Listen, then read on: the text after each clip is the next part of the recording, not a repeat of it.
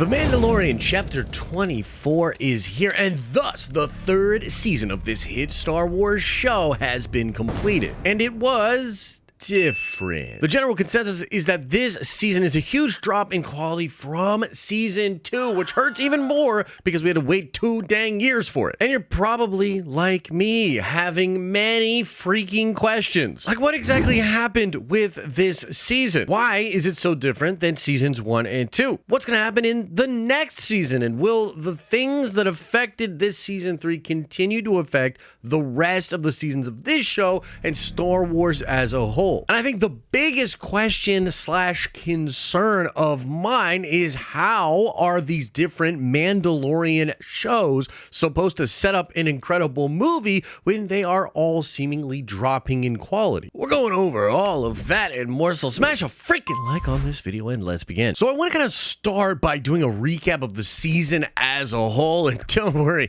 this isn't going to take too long. I remember being very excited for episode 1 of season 3 of The Mandalorian, and I think that episode actually delivers in all the ways it needed to. It essentially just brings us back into the world of The Mandalorian, reinforces that Din is still not considered to be a Mandalorian according to the armor. We get to see that Navarro is now thriving, but pirates are totally a thing. Din needs IG-11 to help him out on Mandalore. Bo-Katan has lost everything, including the ability to sit like a normal person. We gotta stop at Tatooine and more Pelimoto before Din going to Mandalore, getting captured by some crazy alien thing, being rescued by Bo-Katan. Din is still all about completing his quest. Bo-Katan helps him, saves him again, and then she sees the Mythosaur. We then get a weird 50+ minute episode which mostly focused on a day in the life type shit with Dr. Pershing. Communications lady officer is still working for Gideon and Bad, and they bamboozle him into showing them where some Imperial equipment is, and then they mind wipe him. We next get Bo and Din going back to the armor and her clan, where both characters are greeted as now being Mandalorians. Bo-Katan herself gets a nice arc as rescuing a child endears her a little bit more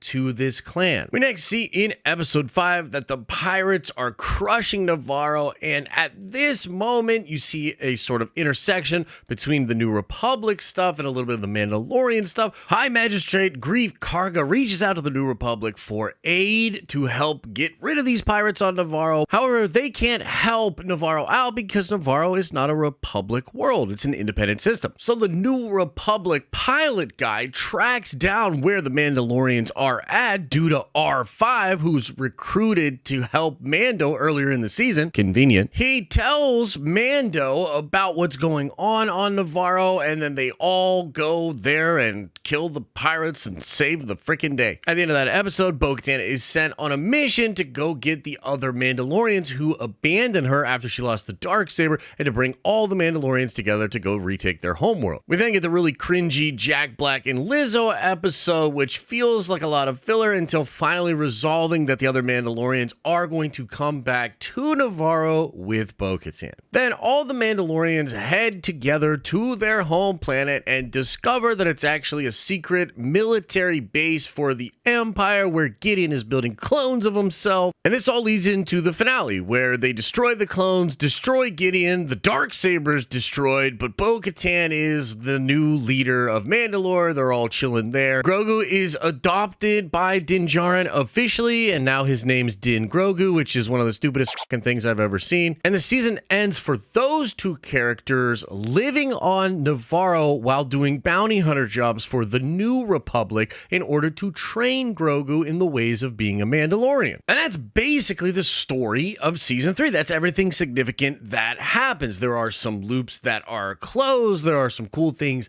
that are set up. We learn a little bit more about the overall fabric of the galaxy with the Shadow Council scene with Gideon. But the problem for me, at least one of the problems, is that this feels very different than what the show was in season 1 and season 2. I feel like the charm of The Mandalorian and the strength of the show was the fact that it was really based on these two characters coming together and forming a bond. And a lot of the tension and the interesting things that happen happened in the first two seasons is based on the juxtaposition of those two characters' bond and the reality of the harsh galaxy and the destiny that is taking Grogu in this different direction. Season 3 is really more about Bo-Katan and the Mandalorian people. Now, having said that, I do want to say that I still think The Mandalorian is the best Disney Star Wars thing, at least in live action. It's still the most popular thing that they have created. And even though this third season is not as good as seasons 1 and 2, I still think this third season is better than Book of Boba Fett. I think it's better than the Kenobi show, and I think it's better than Andor. But I think it's actually because this is the best thing that Star Wars currently has going for it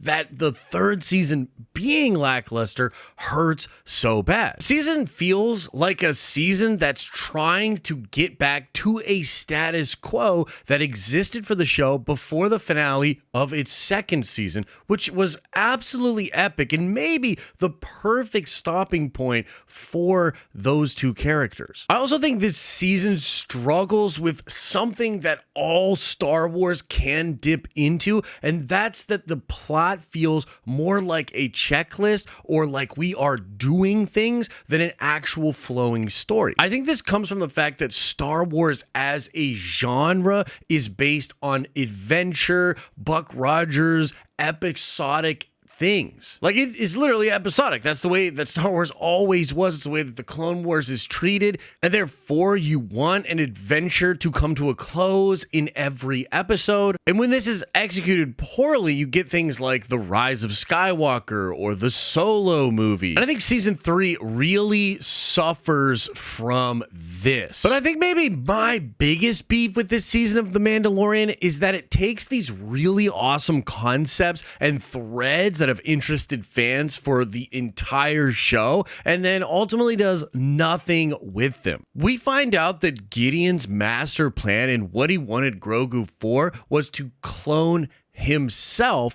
creating an army of Gideons that would also be imbued with the Force. That's kind of a really interesting concept, and that would have been really fun to have the characters have to deal with. It's also kind of a fresh idea. I mean, I know they've done this before in the EU, but having this in canon is incredibly interesting, actually creating Force-sensitive clones. But it amounts to nothing. It's done in a second. Din Djarin presses a single button and that entire thread and interesting idea goes away like poof. Similarly, we've all been super curious what happened with the Darksaber. How did Gideon get it from Bo-Katan? And that thread is revealed to be the fact that Bo-Katan just surrendered it to try to save her people. Gideon takes it and decides to destroy Mandalore anyway. And that's just explained to us in a dinner conversation and has zero impact on how the other Mandalorians view Bo-Katan. Fans have also been incredibly curious as to how Grand Admiral Thrawn ties into all of this and what exactly is going on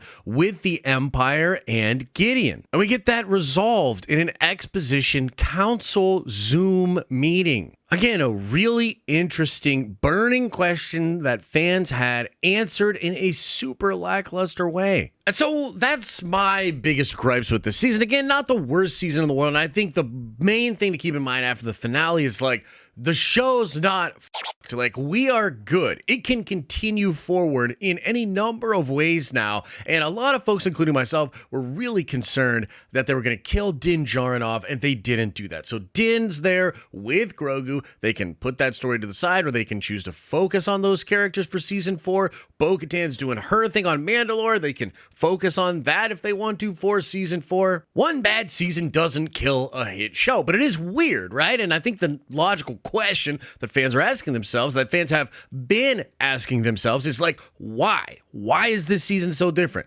What the heck is going on? Well, I think there are a number of factors at play here. Number one, I do believe that there was drama with Pedro Pascal, him wanting to be seen with the helmet off. It's also kind of curious if you think about it. There's no shots of Pedro Pascal in the third season at all. And so I think that had something to do with it. I've also heard that Jon Favreau felt like Kathy Kennedy was interfering by essentially making them bring Grogu back into The Mandalorian when he didn't have that planned for his story. Jeff Snyder has also reported this. It seems logical to assume that Lucasfilm would realize what a big moneymaker Grogu is, and they would want Grogu to be put into the Book of Boba Fett and ultimately brought back into the Mandalorian story. There's also the fact that Gina Carano was fired from Lucasfilm and they were building up this entire other show in Rangers of the New Republic, which seemed to have story beats that were taken and just kind of injected into this third season with the Pershing stuff, with the Gideon stuff, with the Dark Shadow Council. And so even if you don't believe 100% the rumors of what is going on behind the scene, I think it's pretty clear that a lot of issues hit this story, hit this show, and were affecting what happened in season 3. I think that's a big reason as to why the Book of Boba Fett feels like a sort of step down in quality, and Mandalorian season 3 feels like a step down in quality. But I will say it's not uncommon for beef and tension and drama to be occurring behind the scenes for a hit show or for a big movie, and it's all about how the studio can sort of massage out these problems, try to keep a straight face on, and continue to make good quality content. And this season wasn't absolutely horrible. It's like serviceable. And I think if they do a 4th season and it's really freaking good and sort of returns to form, fans will still ride with The Mandalorian and think that The Mandalorian is an awesome Star Wars show. But it's also fair to look at the quality of these shows going down, including the freaking hit one that we all love, The Mandalorian, and sort of wonder, like, man, is this going to continue? Are these problems going to persist? Whatever the freaking deal is the deal done? Are we going to just get awesome Star Wars content from here on out? Because it's hard to get hyped up for a Dave Filoni movie that is tying together all of these shows when all of the shows are getting worse and worse. And the thing is, I view the future as still very positive. I'm optimistic about this moving forward because I think this season, in a sense, could allow the 4th season of The Mandalorian to go in a ton of different directions, including sort of leaving behind Din Djarin and Grogu. I'm not saying that that's what I want, but what I am saying is if the beef is real and there are serious issues with continuing to do the show with Pedro as the main lead, then they now have the option to just kind of have those characters doing bounty hunter stuff and instead focus on the Mandalorians. And I think the real saving grace here is the Ahsoka show. I mean, everything we've heard about Ahsoka is awesome, and it seems very positive, and the trailer was fantastic. And I think that show intends to take the setup of the Shadow Council to the next freaking level. We have even heard rumors about how that show will end, and it essentially perfectly sets up Thrawn as a massive villain for all of the different characters within the current known galaxy during this Mandalorian time. That includes Din Djarin and Grogu. It includes Luke Skywalker. It includes Ahsoka and all of the people from the Rebels Ghost crew. It includes Boba Fett, and now it essentially includes Bo-Katan and this rebuilt Mandalorian culture. So in a lot of ways, I feel like they get out of the 3rd season of Mando sort of clean. Like, I'm disappointed in it, but I'm not so upset that I don't want to follow these characters moving forward, and I'm not so bummed that I don't want to see a movie that sort of concludes and it includes more of these stories/characters. By the way, the current rumor is that they are going to create season 4 of The Mandalorian, and perhaps it will deal with the events after the Ahsoka show. And we could see all of these characters come into sort of a first conflict with Thrawn, and really that season would be the ultimate build-up to the movie. Those are my thoughts. Of course, let me know what you're thinking in the comment section below. Smash a like on this video if you liked it. If you want to watch more, why not check out this video I just did breaking down the Jonathan Majors situation and what Marvel should do to make that less awkward for fans as we head towards Avengers Secret Wars.